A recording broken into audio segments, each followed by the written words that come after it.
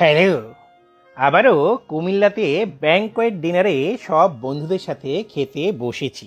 হ্যাঁ, প্রথমেই একটা টিক্কা কাবাব আমার পক্ষে ছিল, আরেকটা হচ্ছে আমার এক নন মুসলিম ফ্রেন্ডের টিক্কা কাবাব মেরে দিলুম। টিক্কা কাবাব খাওয়ার সময় আমার সবসময় টিক্কা খানের কথা মনে পড়ে। হ্যাঁ, এই খান সাহেবদেরকে মাঝে মাঝে আমার জিজ্ঞেস করতে ইচ্ছে করে আপনারা কি খান। এই কথাটাই আবার উল্টিয়ে বললেই কেমন যেন সবাই আর চোখে তাকায়। বিশাল ঝামেলা বাংলা ভাষায়। তো যাই হোক, আজকের যে ব্লগটা এইটা মূলত আমার কিছু দুষ্টু ফলোয়ারদেরকে নিয়ে। তারা আমার এই ব্লগ দেখে ভালো কিছু শেখার বদলে খালি খারাপ জিনিস শেখার জন্য বসে থাকে। আর আমি যেরকম টিক্কা খানের ইয়েতে কাঁটা চামচ দিয়ে গুঁতা দিই, এইভাবে আমাকে গুঁতা দেওয়ার চেষ্টা করে। কেন রে বাবা, তোদের কি আর কোনো কাজ নেই? আচ্ছা দেখ, এই যে আমি যে কাচ্চি খাচ্ছি, হ্যাঁ, আমি বেছে বেছে সুন্দর করে কাচ্চির মাংসগুলো বেশি নিচ্ছি এবং হচ্ছে গিয়ে রাইসটা কম নিচ্ছি।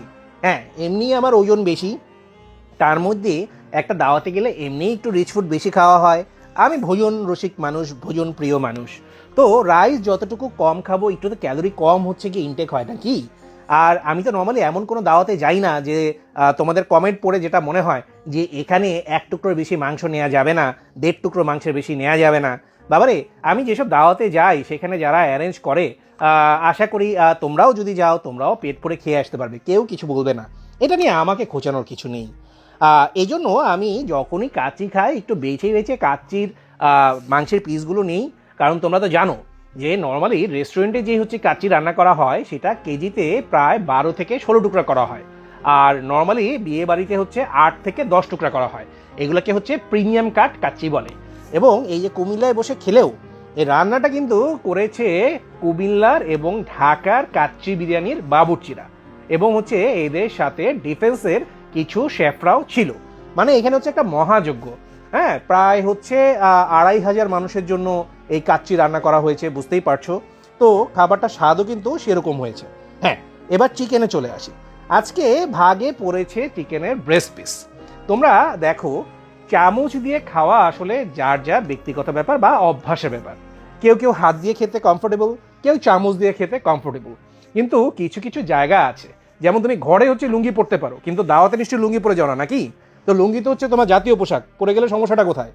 তো তেমনি কিছু কিছু জায়গায় হচ্ছে তোমাকে চামচ দিয়ে খেতে হবে, এটা হচ্ছে গিয়ে ওই জায়গার ম্যানার বা এরকম আর কি। আর চামচ দিয়ে খেলে তুমি যে হচ্ছে কি দাওয়াতে গিয়ে হাড্ডি চিবিয়ে খেলে যেরকম লাগবে, ব্যাপারটা কিন্তু অনেকটা ওই রকমই। তুমি দেখো, চামচ দিয়ে কিন্তু সব মাংসই ছুটিয়ে খাওয়ানো যায়, হয়তো বা একটু ঝোল টোল লেগে থাকে, সেটাকে অমিট করতে হয়। তো আশা করি সব কিছু বুঝতে পেরেছো। আজ এ পর্যন্তই। এরপরে যদি আমাকে হচ্ছে বেশি খোঁচাখুচি করতে আসো, তাহলে আমিও কিন্তু টিক্কা খানের মতো একদম ইয়ে বরাবর খোঁচা দিয়ে দিব, বুঝতে পেরেছো?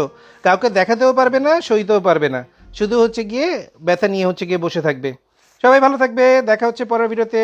আল্লাহ হাফেজ।